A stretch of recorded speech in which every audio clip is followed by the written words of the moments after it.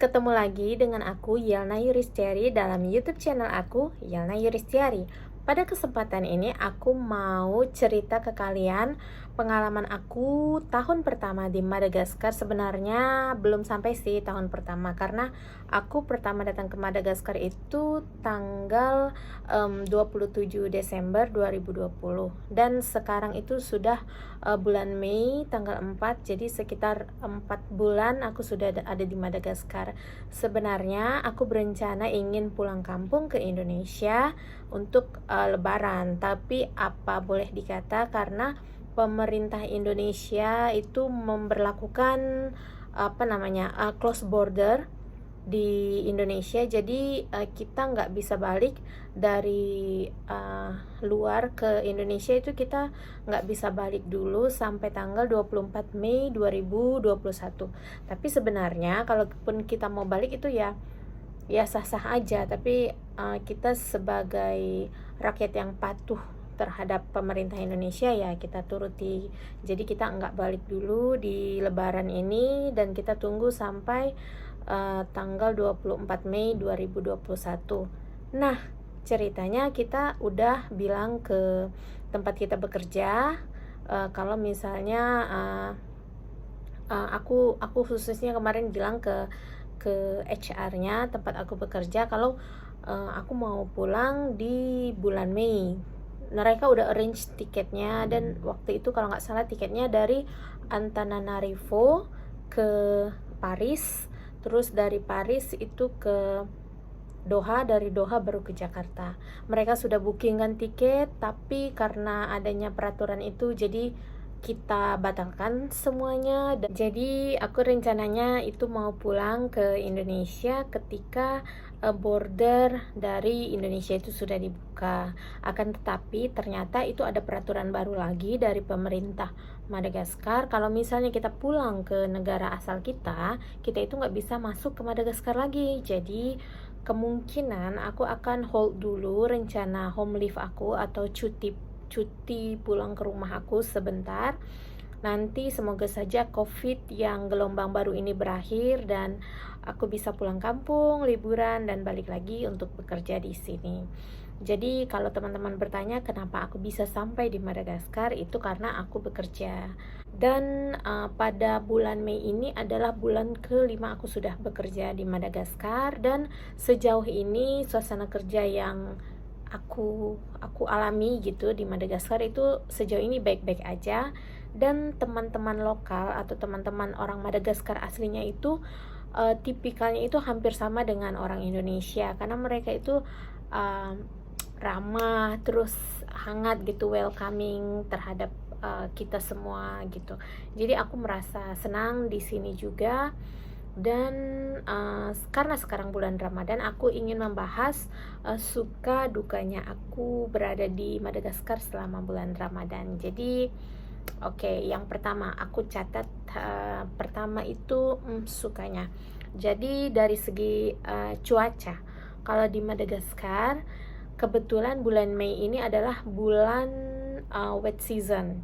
Jadi untuk cuaca itu tidak terlalu panas. Bisa dikatakan cuacanya itu dingin.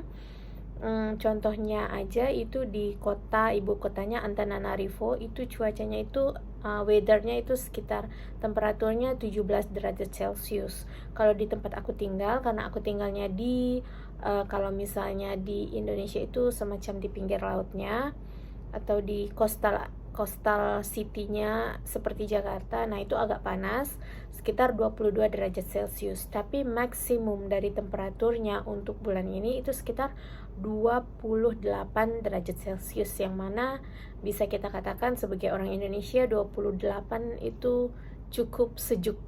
Jadi aku merasa tidak kehausan di bulan Ramadan ini. Kemudian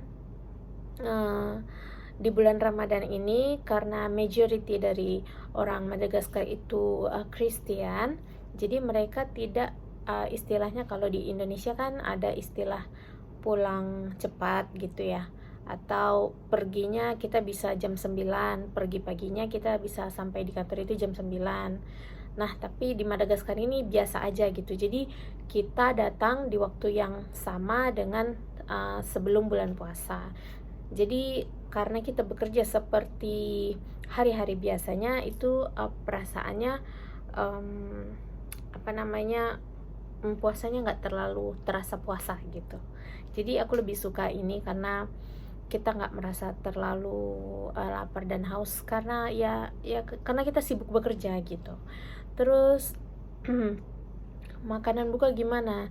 Nah, untuk makanan buka kebetulan company aku itu provide chef dari Indonesia. Jadi aku makan makanan Indonesia selama bulan Ramadan ini dan seterusnya dan seterusnya. Terus makanan Indonesia hampir mirip dengan Madagaskar. Jadi kalau misalnya kalian pergi ke Madagaskar, kalau kalian betul-betul ingin makan makanan Indonesia, kalian bisa pesan kalau nggak salah itu namanya coconut chicken coconut. Jadi chicken coconut itu semacam gulai ayam atau opor ayam lah. Jadi itu rasanya benar-benar hampir sama dengan makanan Indonesia. Hanya saja mungkin kurang di beberapa rempah. Mungkin mereka nggak pakai misalnya mungkin mereka nggak pakai daun serai. Kalau kita kan suka pakai daun serai. Nah, mereka mungkin enggak gitu ya. Tapi basically rasanya itu hampir sama.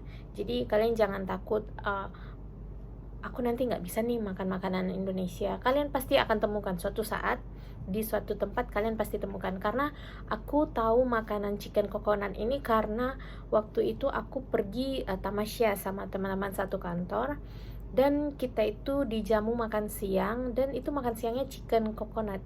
Dan aku tanya, ini makanan asli Madagaskar ya? Terus mereka bilang, oh iya Yelna, ini makanan asli Madagaskar. Dan aku merasa, oh ternyata hampir sama gitu. Itu rasanya benar-benar rasa opor ayam. Nah, kalau misalnya kita berbicara masalah dukanya, kan tadi suka, ini dukanya di berpuasa di Madagaskar itu yang pertama itu kita nggak bisa ngabuburit cari takjil, karena di sini nggak ada yang namanya bazar Ramadan. Jadi kalau kalian misalnya mau beli takjil, ya belilah takjil kalau misalnya kalian mau es krim, kalian bisa beli di toko es krim. Kalau misalnya kalian mau buah-buahan, kalian bisa beli di toko buah. Terus nanti sampai rumah kalian potong-potong buahnya, kalian jadiin sop buah. Nah, itu terserah kalian. Tapi kalau misalnya kalian berharap ada yang jual cola, ada yang jual biji salak, ada yang jual risol. Nah, itu kalian nggak akan temukan dimanapun di sini, kecuali mungkin di tempat tinggal komunitas Islam. Tapi aku nggak pernah lihat ya di sini ada semacam komunitas Islamnya atau apa gimana, nggak ada. Jadi di sini tuh aku bisa bilang nggak ada namanya bazar Ramadan. Jadi kalian ya bisa cari bukaan sendiri lah gitu.